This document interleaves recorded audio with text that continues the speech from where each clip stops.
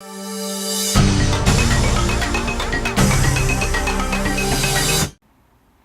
everyone, this is Talking Garnet with Garnet Report. I'm Tori Beth Black, and I have with me this week Chris Stanley.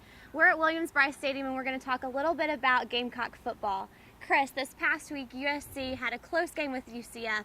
What are your initial thoughts on the game? How do you think the Gamecocks performed? Well, I think we found the winning formula for South Carolina this year, and that's give Mike Davis the ball a lot. This kid, when you give him enough carries, he will make plays. And as you saw in that game, 3 touchdowns, he was the key to Carolina getting back and winning that game.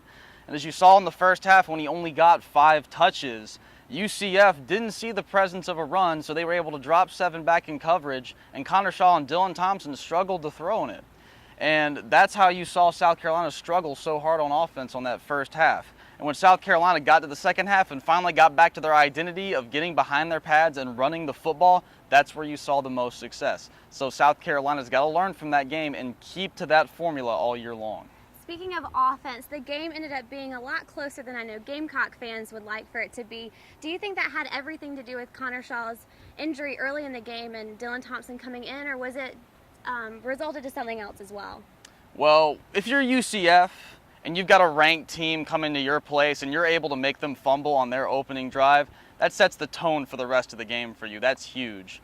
But like I said, the real problem was just South Carolina not playing to their identity in the first half, only giving Mike Davis those 5 touches. You've got to feed him the ball early and often, because whenever the run gets established, that opens up the pass for Dylan Thompson and Connor Shaw. That's the formula that's worked in the past for South Carolina, and that's what's going to work for the rest of the season. Let's talk about Dylan Thompson. How do you think that he did in the game against UCF, and what can we look for him in the upcoming game against Kentucky?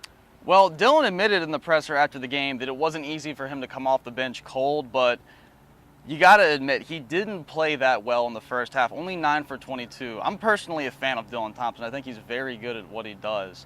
But you saw whenever UCF was able to drop 7 back in coverage, he struggled mightily on the cover 3.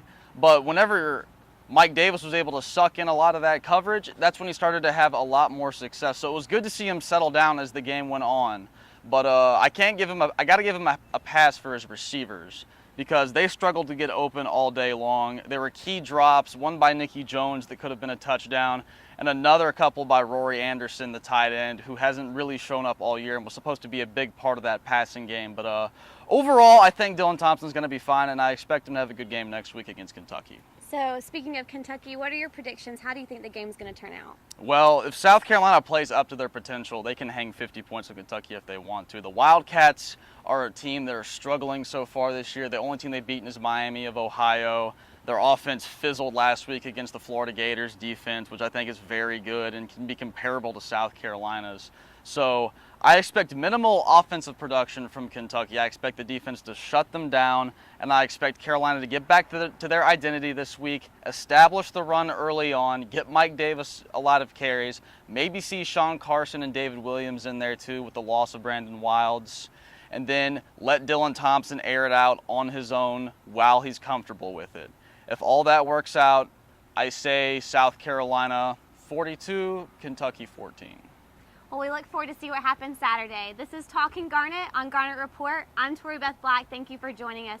And make sure to check out garnetreport.com for all your Gamecock coverage.